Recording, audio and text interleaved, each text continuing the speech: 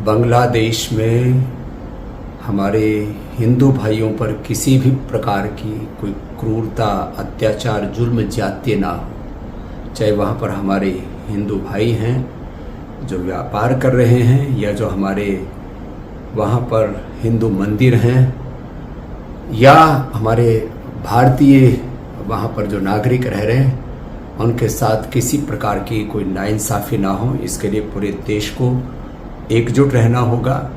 और पहली बार मुझे ये देख करके प्रसन्नता हुई कि पूरा विपक्ष सरकार के साथ है, और यही भारत की नीति होनी चाहिए। नहीं तो जिस तरह से पूरी दुनिया में इस्लामिक कट्टरवाद बढ़ रहा है, और वो भारत के पड़ोस में जिस तरह से उसने दस्तक दे दी है, वह देश के लिए बहुत ही खतरनाक हो सकता है। ये एकजुटता हमारी आगे भी रहनी चाहिए।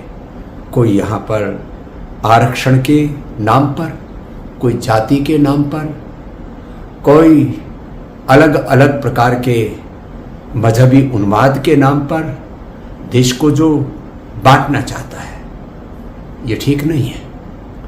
इसलिए हमारी भारत की राजनीति मुद्दों पर केंद्रित हो, उसमें जाति, उसमें संविधान, उसमें आरक्षण, उसमें अलग अलग प्रकार के मजहबी उन्माद, जातीय उन्माद, भाषाई उन्माद, तमाम तरह के प्रांतीय उन्माद, इन सब उन्मादों से परे केवल विकास के आधार पर और 2047 तक भारत को विश्व की आर्थिक, सामरिक, सामाजिक, आध्यात्मिक महाशक्ति हम कैसे बनाएं, इस पर यदि पूरा देश एकजुट होकर के आगे बढ़ेगा, तब हम अपने पड़ोसियों के साथ में भी ताकत से खड़े हो पाएंगे, और पूरी दुनिया के सामने भी भारत एक शक्तिशाली राष्ट्र के रूप में उभर पाएगा।